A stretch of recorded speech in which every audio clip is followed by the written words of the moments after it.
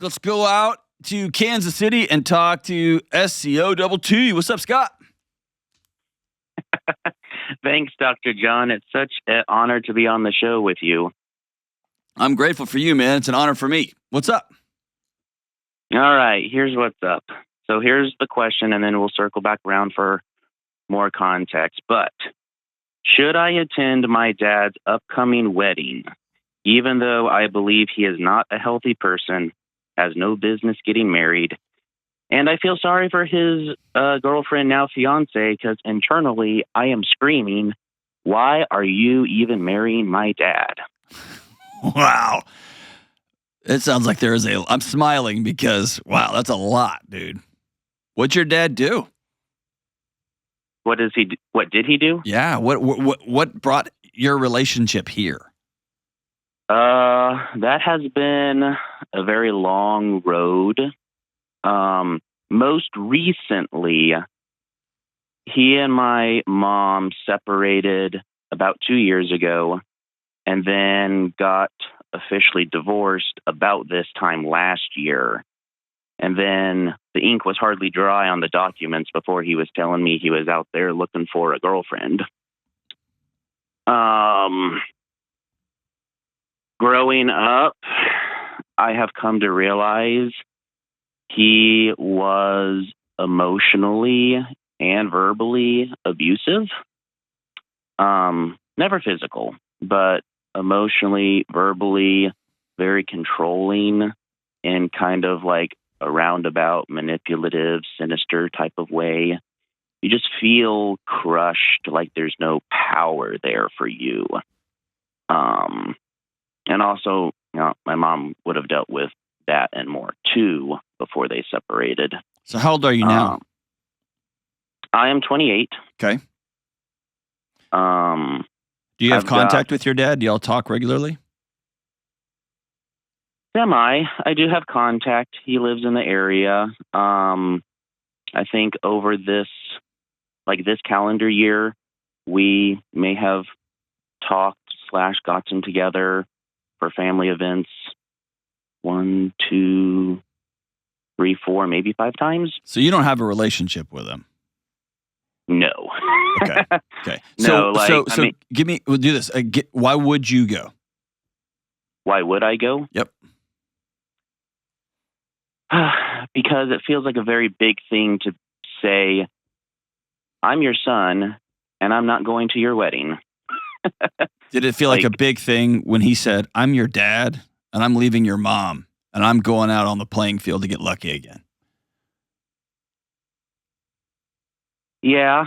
Did it feel like a big thing when he said, I don't give a crap what you think about X and Y and Z. You need to do this. You should do this. I can't believe you did that. You failed this. And he's been doing that to you your whole freaking life. Yeah, those are big things. So at some point, you're going to have to decide. I'm going to continue to prop up my dad's emotional health for him because he is too much of a coward to go get the help he needs to be able to hold himself up. And that's what you have done for him your whole life and his whole time of knowing you. Fair? Yep, very fair. So I can't tell you whether to go to this wedding or not. I am somewhat of a peacekeeper, so I'd probably just go. But I wouldn't go for him. I'd go for me. But also, if you said, dude, I can't go to this. I can't be a part of this. He ditched my mom and he's already getting remarried. It'd be a slap in the face to my mom. And more importantly, I'm not going to be his little pat me on the head approver boy anymore. Like, that's not my job. He's a grown man. And if he still needs his little boy's approval to blow up the family and to start a new family, that's not my job anymore. I'm not doing that anymore. If you said I'm not going, I'd high five you for that too.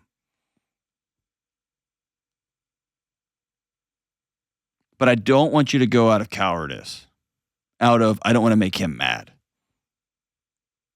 Right. I don't want to hurt his feelings because he hasn't given a crap about your feelings ever.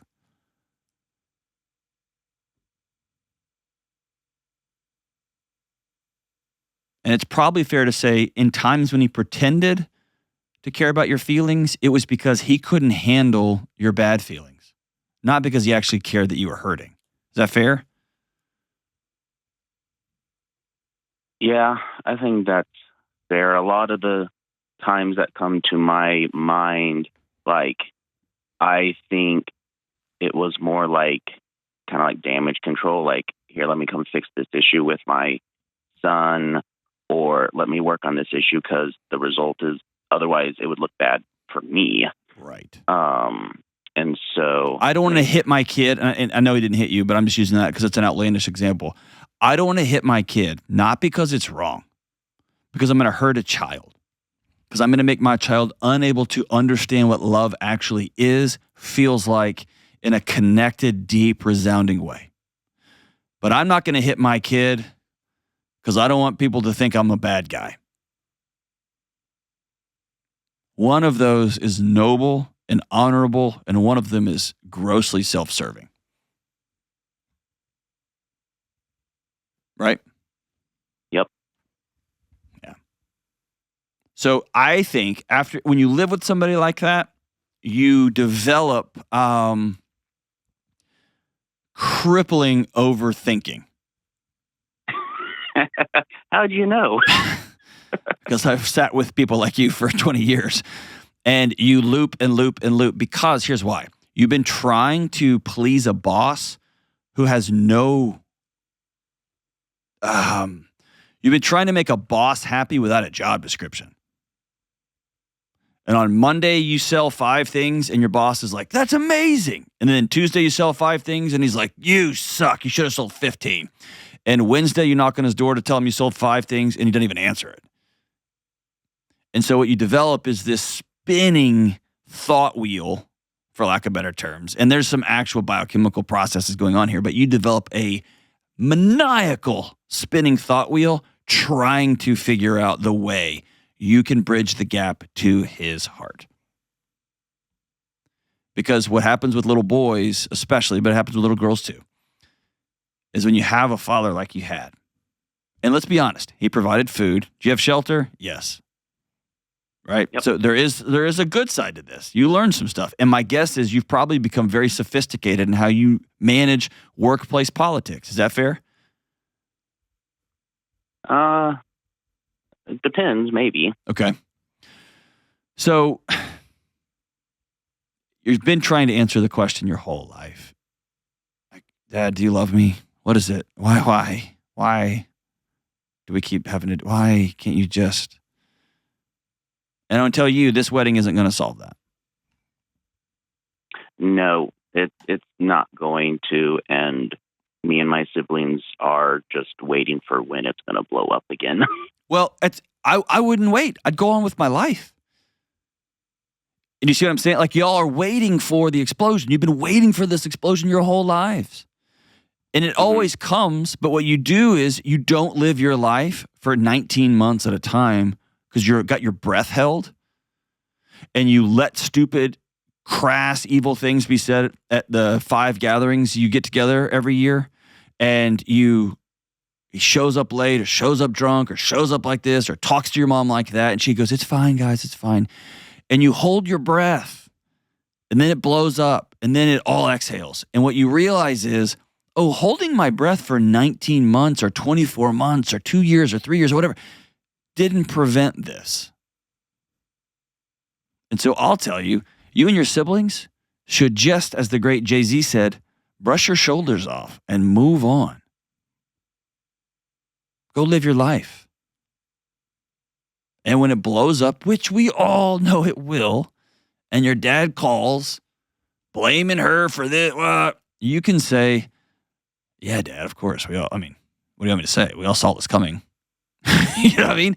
But you will have been so much further down the road than you just pulling off the side of the road with the door open and your blinkers on, waiting for him to blow up his life so you can come back and get back in your car. Because that's not your job. Right. So what I'm saying sounds mean, but I also hope you hear it as empowering.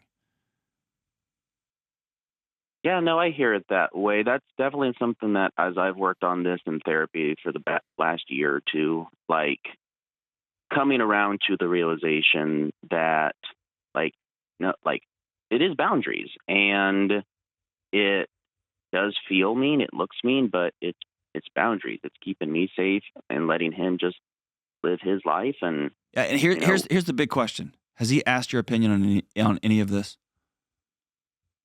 he has one time asked me about what I think about his relationship with his girlfriend. What'd you say?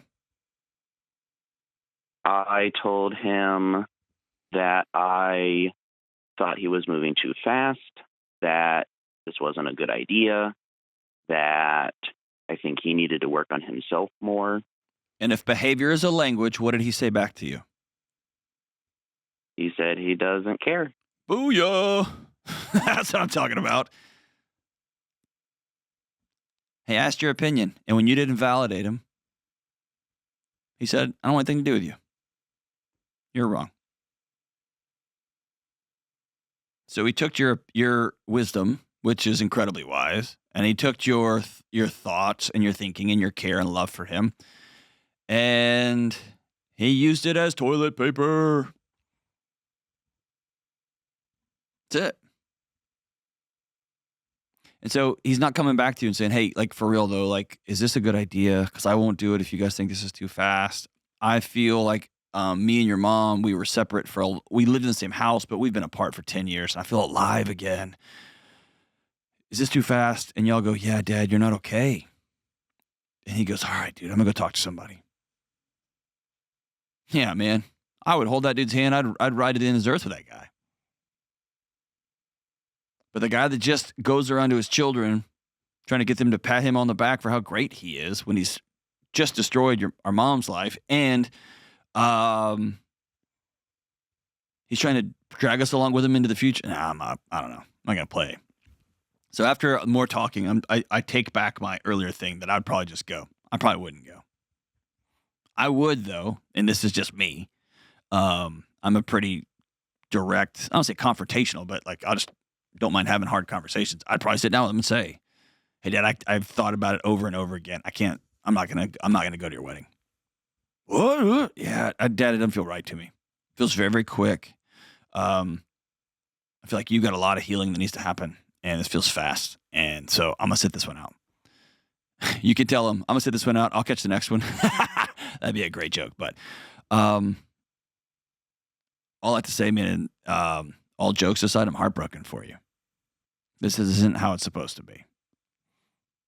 And you've probably held your mother. She's wept over the last year, and it's not how it's supposed to be. And you've probably uncovered some things in therapy about how your dad treated you. And let's be honest, about how your mom just stood by and watched some of it happen, which is scary too, and frustrating and traumatic. Also, and it's not supposed to be that way. I'm sorry, my friend. But here's the deal. I can't answer this for you. I can just tell you what I would do. I don't think you lose either way, whether you go or whether you skip it.